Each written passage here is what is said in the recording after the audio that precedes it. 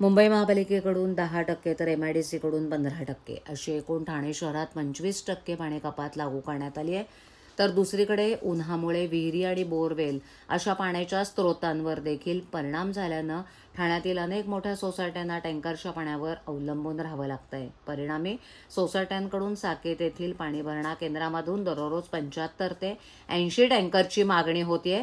शिवाय दररोज हजारो रुपये खर्च करून खासगी टँकरचा देखील आधार ठाणेकरांना घ्यावा लागतोय.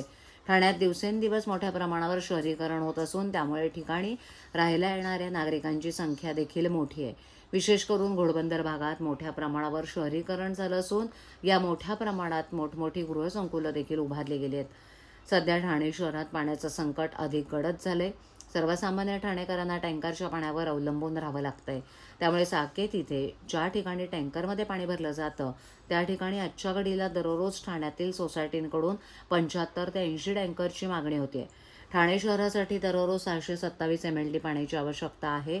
मात्र प्रत्यक्षात सध्या ठाणे महापालिकेच्या पाणीपुरवठा विभागाकडून केवळ 590 MLDच पाणीपुरवठा होत असल्याची कबुली पालिका प्रशासनानं दिली आहे.